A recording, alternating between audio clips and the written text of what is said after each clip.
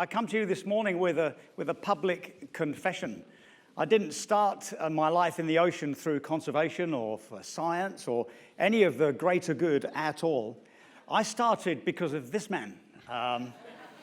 Some of you may remember this. This is a terrific television series called Sea Hunt. Sadly long gone, but it was on the television when I was 11. And this man, Mike Nelson, as played by Lloyd Bridges, was popping up on my television every week. And he was having proper diving adventures. He was rescuing men from flooded mines. He was rescuing pilots from crashed airplanes. And all the beautiful women wanted him to teach them to dive. So I thought, that's for me. And I could see it now, and I remember my first dive on the south coast of England in Easter 1969. There I was. Many of you will remember that in those days we had to make our own wetsuits from a sort of like a lady's dress pattern, you know, paper, you cut it out and stick it together, and naturally I bought the kit and glued it together, and then a la Jacques Cousteau, I put the yellow stripes on to help it work. And I still remember that first dive at Chesil Cove on the south coast of England, Easter. It was sideways rain and a little bit of cold sleet in there. And I was having trouble keeping up with all the big guys, you know, carrying the fuel for the boat, carrying the engines. And I was rolling around on those heavy stones, but determined to impress because I was the new diver. And these were my final training dives. And as I went in, I still remember that feeling. I hadn't done a good job of the hood. And so all of the world's ocean came flooding in and the tape started to come off. But it didn't matter. For me, I was a diver. And I still remember that feeling. It still gives me chills as I remember that very first dive and what it was like to swim around there with these big fellas, and I was a proper diver. And I looked forward to a life as an ocean hero. I figured it's a piece of cake now. I'm going to walk down those beaches, carry me diving gear, all the girls are going to come round it. You can't possibly go wrong with being a diver. But I had no idea that later in life I would see another kind of ocean hero. This is my friend Afroz Shah, who stopped most of his career as a lawyer to clean up a beach. And he just did that simple thing where I had these dreams of walking along the beach picking up girls. He looked at the beaches in Mumbai and he just realized that no one was doing anything. He tried all of the things. Very smart guy, Afroz. Couldn't get anything through the legal system, so he just started to walk out there and pick it up. And it's that single action, that single sort of call to action, as we've been saying during this conference, that makes the difference. And now he has become an ocean hero. He's recognized everywhere, and that has led on, as we know, to lots of things. It's interesting how the plastic has really become a great common denominator. It's a very easy way to engage people in the ocean. I never would have thought that we'd see the day that Sky News, you know, a huge commercial operation, would run a very big and very successful program about the ocean that's ongoing and ongoing and ongoing, reaching millions of people by looking inside birds, seabirds as we are, looking inside fish, doing the whole food chain bit, and finding whales that have beached, going inside them, pulling out the plastic. And this is one of those subjects that I never would have foreseen in 1969. Because in those days, as far as I was concerned, it would have been crazy that there would be a conference about the ocean. I just looked at it as this beautiful, blue, clean, marvelous place full of fish. But then we discover that through my life of diving, that there's a lot less fish and a lot more plastic. Some of the outreach projects bump along the bottom and don't reach lots of people, and some have an enormous effect, such as Maria's project, such as the Sky News and Afroz. And this one is a small project, but it's been hugely successful. This is in the Museum of Art in Zurich, and that is the amount of plastic that goes in the sea every 20 seconds. I covered that for BBC, and it's quite interesting. I thought I would never do live radio from a museum because it would be too noisy. You know, people are talking and you're trying to get the sound right. But what happens is people open the door, they walk in the main hall, and there's silence.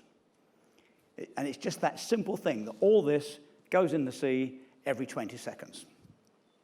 And then my personal experiences in the Arctic have been remarkable, based mostly on plastic. Because it's warmer, the remote Arctic islands that I know, where you really can't tell the beach because of the fast, even in the summer, the fast ice is up on the beach. So you can actually end up on the oversea water when you're trying to find the beach for science, or you're back on the beach. Now are exposed because there's a lot less ice. And that ice that used to act as a barrier, keeping our beautiful Arctic pristine from plastic, is no longer there.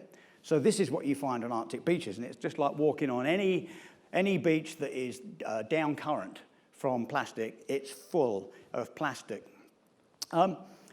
Similarly, with the climate change stories we tell at the moment, we tend to use Antarctica a lot. I've spent most of my life working in Antarctica, and in fact, when the Larsen B ice shelf floated off, I still remember I was the base commander at Rothera Research Station in Antarctica. I was there for 10 years, and I had a call from Cambridge, British Antarctic Survey headquarters, to say, could we look at our weather radar and see what's going on at the top of the Northern Peninsula, because something strange seems to be happening. So sure enough, we turned on this very old-fashioned weather radar, and we could see this anomaly. It looked like half of the peninsula was moving off. So we flew up there. We all took pictures out the windows, and I just grabbed any scientists that were hanging around on the base, and I think 9 of us flew up, and we took these photographs of the Larsen B ice shelf floating away, and that's a part of Antarctica that I know very well. I used to camp on there and run skidoos on there and run big science projects on there, and suddenly it was drifting off to sea, and we were going to have tourist ships traveling around the Larsen B. As big of an event as that was for me and all my Antarctic science colleagues, it didn't reach many people. There wasn't much change. People didn't get climate change. I've skied across the Greenland ice cap many times, and on my last trip, I came across this, a 3-kilometer diameter puddle. And yet I remember 5 years before that almost freezing to death in minus 40 conditions.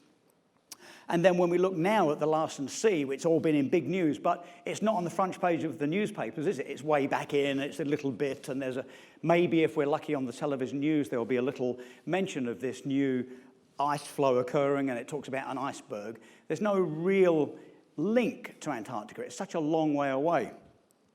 I feel that's what's happened in the north. You know, we're closer to the Arctic, and when we started to get news of something called transarctic shipping, I found it much easier to engage people in sea level rise and ocean acidification.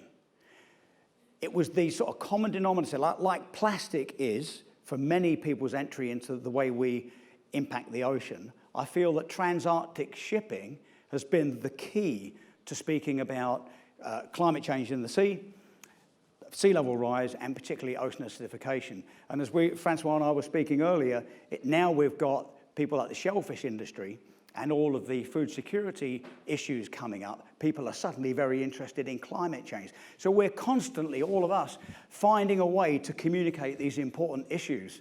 And similarly with illegal and overfishing. It's not easy to communicate this when we're all eating fish. Everybody was only 5 years ago coming up with the thing as, how do we communicate this? How do we tell people about it? Are people being prosecuted? If we catch an illegal fishing boat, what can be done about it? And we didn't have the answers, did we? We had good intentions, but we didn't have the answers. There was all the good fish eating guides and sustainable fishing guides, and we all had those, and we brought it up in restaurants and supermarkets, and I spent ages on television talking about it. But it wasn't until we had some technology, and that has made all the difference. And I think we're at the beginning of a small revolution that's going to be a big revolution. I think we're at the very beginning of the end of illegal fishing. I don't think it'll be very long when we'll be toasting champagne that, guess what, there isn't illegal fishing anymore. At the moment, we've got enough technology that we can have what's sort of like a virtual watch room. There's a few organizations doing it. We can go online now and see, we can spot key areas. So as well as the professional level that is sold to nations that are enforcing MPAs and specially managed areas, we can all do it. We can all look at this stuff. We can look at the shipping.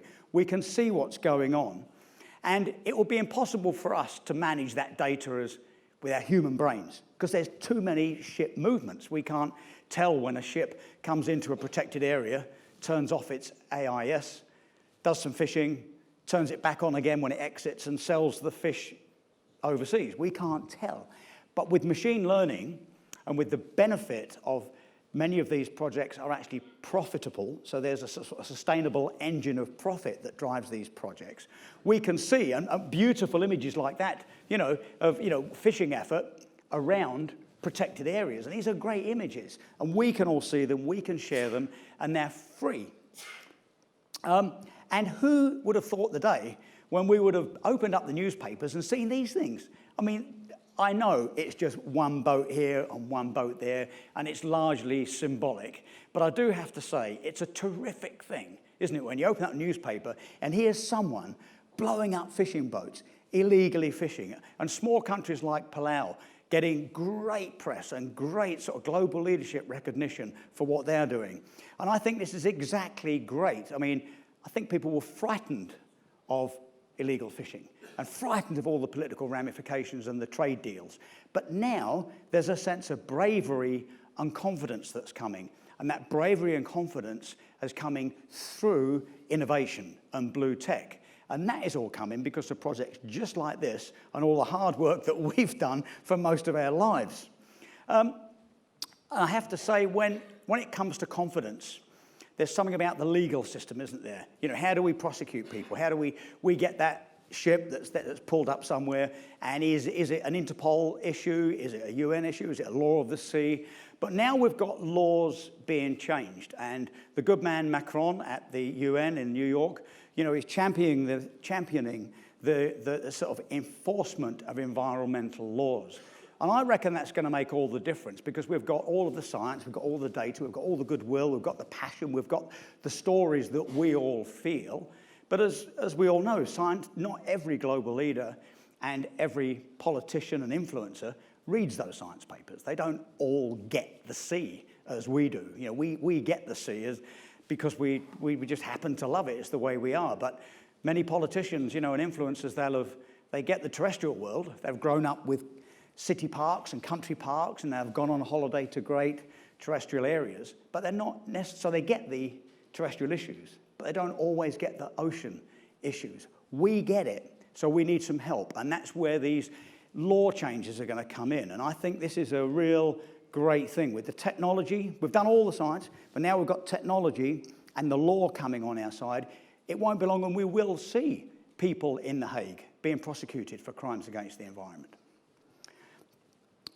With literacy, I think we've come a long way because in my younger days, the ocean was the largest, least explored, least understood, most powerful ecosystem that would always go on forever. And my grandfather would have laughed if I'd said that one day, you know, we'll have overfished things. We'll have damaged the whale population. He would have thought it was the funniest thing going. How can we possibly do that? It's the ocean. Look how big it is. You know, how can we change it with chemistry and temperature and all that? Well, now we have, and one of the great moments was this. And I brought this up, the World Ocean Census, because for me it was a great event to be involved with. And I still remember the great day in London when all the results came back, and it was the Natural History Museum, which is a terrific place for a celebration. Maybe you should try One Ocean there next time, because there was the big Brontosaurus skeleton there. So if you lost somebody, you couldn't find them, you could say, I'm drinking champagne under the bottom of the Brontosaurus, and someone would find you. And at that event, I asked that question. We'd all been saying that we know less than 10% of the world's largest ecosystem. And one of the things that I used to communicate after that was that after this vast amount of work, hugely successful work, we realized that we know a lot less than 10%. And that was a wonderful thing because it inspired young ones. If you're a young one, if you're a young Paul Rose looking for a trigger as to what you're going to do in life, you either need Mike Nelson, who's going to tell you you're going to get more girls, or you need to know that there's a huge, great world out there ready to explore. This was a real key thing. So I feel that ocean literacy took a big bump then, and it's about to with our new 10-year project. But we've still got a way to go. Most enlightened global leaders understand the ocean. Just look at the success of these conferences and our ocean conferences, where they're almost queuing up.